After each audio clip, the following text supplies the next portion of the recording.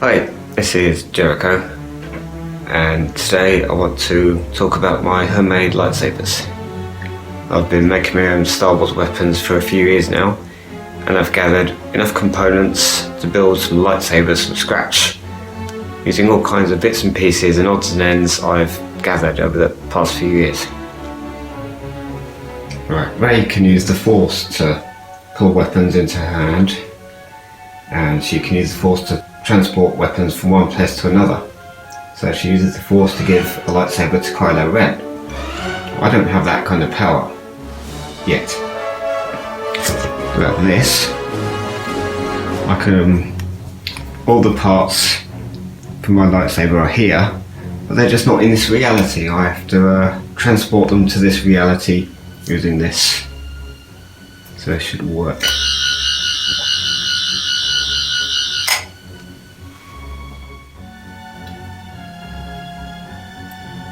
That's better, there they are. You can see them now. Right, so this is the main body of the lightsaber. The energy emitter. And I've already cut that. I've already trimmed that with a Dremel tool to cut it to an angle. So it's kind of reminiscent of Darth Vader's. Angled piece there. And a bigger another angled piece here. And this piece here is from a Darth Vader lightsaber. This is going to be the activation switch. It's going to be the activation button. And end cap. Right, so this is kind of what it's going to look like when it's finished. It's going to be inspired by Count Dooku's lightsaber. Last year I made a computer generated lightsaber design that was inspired by Count Dooku's with angled pieces. And this is basically what this is going to be looking like when it's done. So it's going to have the, it's going to be kind of like that, with the activation switch about here when it's finished. The thing is, I want this to have a blade that is removable. I want to install a blade on it, and with only that much clearance before that angle piece, that's going to be very weak. There's only going to be about a 3-inch space there for the blade to be installed, and that means it's going to be weak.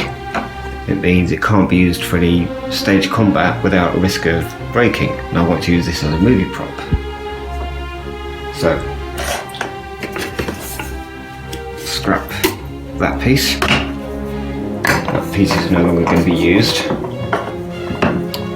Put this piece back, and this is my new concept. It's going to look like this. So that angled piece is now removed. That enables me to install the blade so that the whole length of this can now be used for the blade to be inserted. So the blade will be installed inside the whole body length, and it will be strong, and it will be durable, and it will be better for stage combat and filmmaking.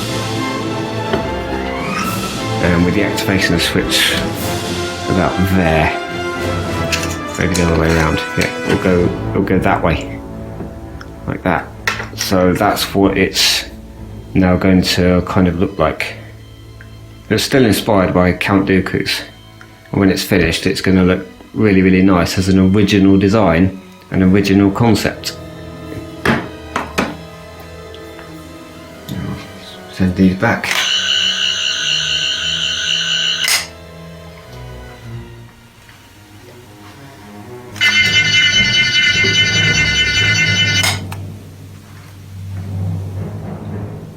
What I'm doing is following in the footsteps of the DIY prop shop and William Shakespeare and Indie Mogul, just making lightsaber components out of scraps and bits and pieces from hardware stores.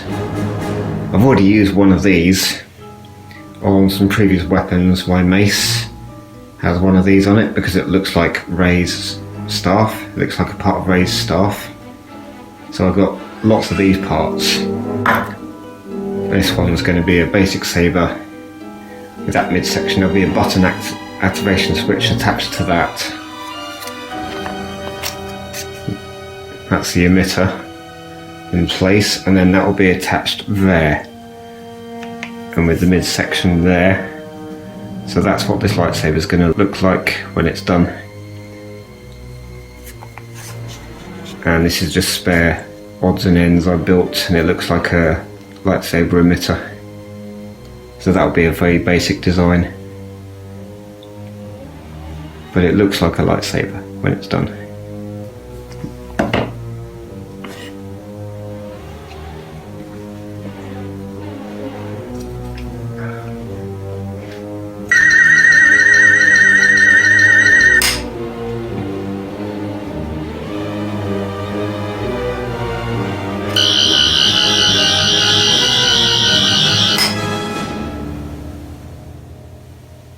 Right, so this is the third one, and I'm going to be using, these came from a Darth Vader lightsaber that I dismantled and used for spare parts.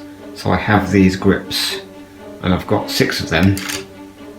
So it's another end cap, same as the ones I've been using previously. And I built this new emitter using scrap pipe and end caps and end pieces, pipe connectors, all put together. I've already made this one a few weeks ago. So that pipe is already installed in there. And what happens is, this is the main body. It's going to be slotted in halfway and attached at the halfway point there. So it's a homage to Luke's green lightsaber and Obi-Wan Kenobi's original lightsaber. So it has the thinner neck piece. And with the end cap on like that, because these are removable, these can unscrew, it enables me to install a removable blade, so I can use it for dueling and lightsaber duels and filmmaking. So this is what this one's going to look like. So it's going to be a homage to Luke Skywalker's green one, but it's going to have the grips like Anakin's. So it's going to have 6 of them placed around the body like that, and then the activation switch will be there, which I haven't actually built yet. I haven't decided what the activation switch is going to look like yet, so I've still got to work on that. And this one will have a removable blade, so it can be used for filmmaking, and that's what this one's going to be.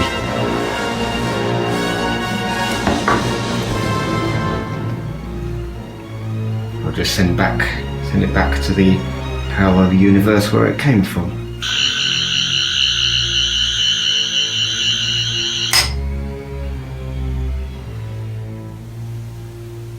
Right, so that's the components, that's the 3 lightsabers I'm currently working on right now. And now I'm going to start building them, and that'll be the next chapter of the video. Right, so as you can see, I'm following in the footsteps of the likes of William Shakespeare and the indie mogul. And I'm going to start constructing them, and I'll show you how I did it. Right, what I've done here, started working on the lightsaber, and I've added these grips. I used masking tape to mark out where they're going to go, and then sprayed it with glue, and then put glue on the grips themselves, waited a few minutes, and then stuck them all down. These grips came from another Darth Vader lightsaber I had lying around, and I dismantled that lightsaber for spare parts, so I'm glad I kept these parts so I could use them and simply recycle them to build my own. So there's the end cap. That's the end piece. And that goes on there like that. And it's starting to look more like a lightsaber now.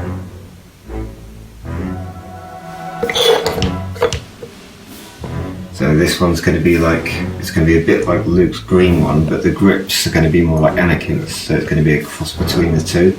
So it's an original design. Right, so the back end of that is wrapped in gaffer tape, duct tape, and scrubbed it with sandpaper. Yep, you sandpaper the duct tape, and it helps the glue stick to it. That's what everyone else does. They scrub everything with sandpaper and then scrub it again, and then again. So when that goes on there,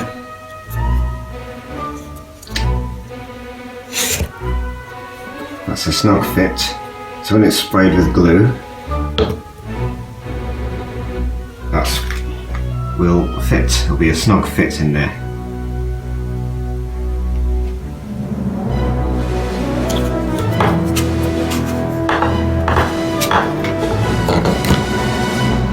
So that's actually made to measure. So it covers up the gaffer tape perfectly. It's perfectly cut with a knife. So there's a tiny little gap between the grips and the duct tape. That's there on purpose. So when that is on, it covers the duct tape and leaves a tiny little gap of just a few millimeters between the end of the pommel end cap and the grips. So it's like it's made to measure. Right, so that's the energy emitter completed. That's gaffer tape on there. And it's made to measure. That goes inside there.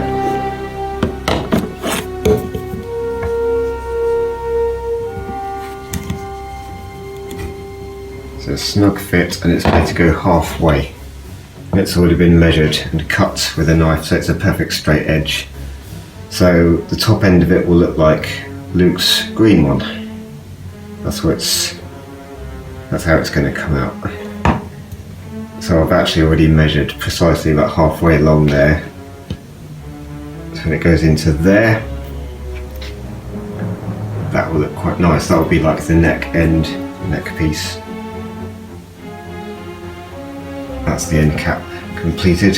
That's done. And then that's all I've got to do, and then that build is practically complete. So that's the build complete, and it actually looks like a lightsaber. It's actually looking like a lightsaber could look like, and it's my own design, my own creation. It's 11 inches long. It's with plastic pipe connectors, recycled grips from a Darth Vader lightsaber,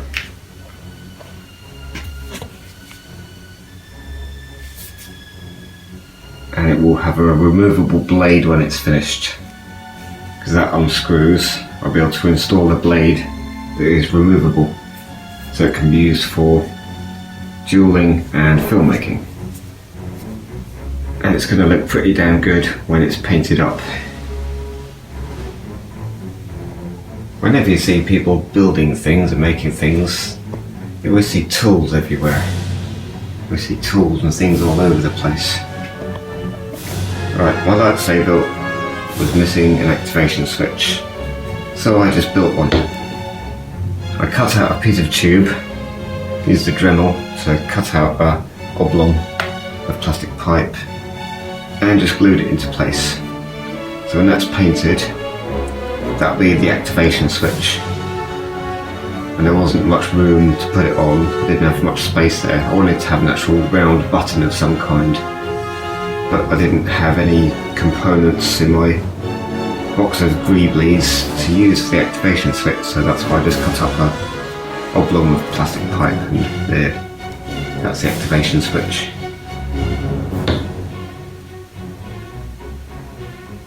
Right, so that's the lightsaber paint job started. I gave it 2 coats of primer to start with, and gave it 3 coats of matte black. That's looking pretty nice. I decided to use a different brand.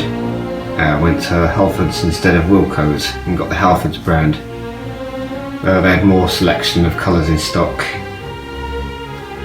and I've never used the Halfords brand before, so I'm hoping, well, this is automotive paint, this is a spray paint made for cars, so it should be quality. It should be really good quality spray paint. And that is, look, it's actually satin black and it's actually looking really, really nice. Like that. So that's the undercoating just about done. Starting to look like a proper lightsaber now. Right, there's the silver spray paint done. That's 2 coatings of spray paint all over, and that's looking really nice. While I was working on it, this happened. Yeah, that's not supposed to happen. Spray paint's not supposed to come off like that. When I took off the masking tape around the neck piece there, it stripped the spray paint with it. That's very bad spray paint. Spray paint's not supposed to behave like that. Not supposed to do that. So I had to redo it. So I redid the neck piece in the copper colour and put a new piece of masking tape around, and I'm hoping this one's going to work this time. Hoping it will stay on there like it's supposed to. But apart from that, that is now looking like a really good lightsaber. Right, so the last thing to do on this was the activation switch. So I wrapped up the whole thing in tape, just leaving the activation switch exposed. And there it is. Doesn't need to be spectacular. It doesn't need to have glowing LEDs in it or anything flashy like that. It's just got to look different. It's got to look like it stands out from the rest of the bodywork. And I just did it in gunmetal grey and then put strips of tape down on it. I then just did copper, just on its own. And that works. It looks like an activation switch. It looks different, it's original. It doesn't work in real life, but it doesn't need to. It just needs to look different from the rest of the bodywork and stand out, so that it tells the audience that's the activation switch. Right, so that's the neck piece completed. That's worked. What I have to do now is the grips in black. That looks pretty damn good. It's the really good tone of copper. So it's like Luke's green one.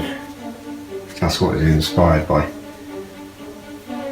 So it's a bit like Luke's green one, the top end of it. That works. And the paint actually stayed on too. I actually managed to take off the masking tape without ripping all the paint off. That worked out okay. Yeah. So once the grips are completed, once they're done in matte black, that will be finished, then that will be the bodywork completed. And it looks like a lightsaber. Yeah, that's going to look pretty good on camera, using that in a film or a photo shoot. Hanging off a belt. When I finish the end cap, it'll have a metal ring attached to it, so I can hang it off a belt, take it with me to a convention. That looks pretty good as a lightsaber. Right, so there's my finished lightsaber. Metal ring attached to the back. The grips are pretty much done. I decided to leave them just like that. I couldn't get masking tape down into the gaps between the grips. It was too fiddly, it was too awkward. So I decided not to do it. I just covered over masking tape on the rest of them, leaving the ends exposed. So I just did the tips of the grips in black, and leaving the rest of them looking like they're made of metal. So it's still got a gripped surface on it, and it looks different, and it looks more unique, more one of a kind. That looks really nice on camera. So it looks like it's one of a kind rather than just having black grips like everyone else is. It's something unique, more original design.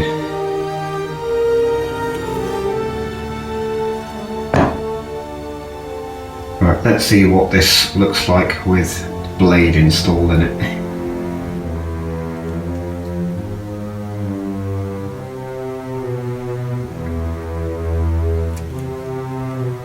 That's what it looks like with the blade in. It's just plastic pipe, spray painted in Dayglow yellow, so it stands out from the background. So if I'm filming a duel with it, on location, someone else is using this, the blade stands out even when it's being swung around, so I can rotoscope in the blade afterwards. It means you don't need to spend a fortune on these LED blades that cost an absolute fortune. This is a low budget version. You don't need it to glow in real life because the special effects are added in afterwards. And you can make the blade whatever colour you want in post-production. So you can do your own thing. It just makes it stand out when it's being swung around in a forest on location somewhere. So it's easier to rotoscope in any blade colour I want to. And it's cheap. The whole thing cost like £10 to build. So the whole thing was done on a budget.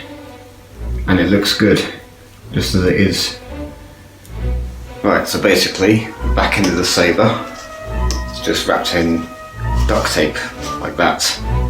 And it's made to measure, so it fits inside the bodywork. So that piece of tape there presses up against the inside of that piece of pipe there that comes to about here. So that is actually made to measure. So it presses up against the inside, just like with my other lightsaber props. Goes in like that, and it fits. When I screw on the end piece, it screws on, done.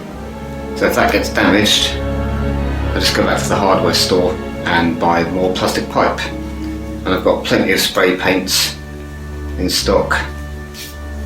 And as you can see, yes, it shows up. So when I'm filming a duel with someone in a forest or at a convention, and this is being swung about, even though it's blurred, it's a motion blur, I can see exactly where the blade is. And if another opponent's blade is a different colour, so this one's bright yellow, the other one might be, say, bright green or bright orange, so the blades stand out from each other, so I know which blade is where during the course of the battle. So I need to know where the blades are when they're crossed over. And it really shows up on camera and saves you a lot of money. Instead of forking out hundreds of pounds on these LED sabers, what happens when they break? If you're on location in a forest and you've got a £500 lightsaber and it's broken and you can't use it anymore, so you're screwed. Your filming is going to come to a grinding halt because you haven't got anything to keep on going. If it breaks, you've got to go back to the company that built the saber to buy a new blade, and it has to come from the same company where you brought it from. This comes from a hardware store. It's just plastic pipe, and it costs like less than £5 for a 2 metre length of this, and spray paints like £15 each, so that saves you an absolute fortune. And it really does show up quite brilliantly on camera, so I know exactly where the blade is in each and every single frame for adding the effects later on. And it looks like a pretty good design just as it is. That's a pretty nice design as lightsabers go. Better not switch it on while my hand is there. I'll take my own hand off.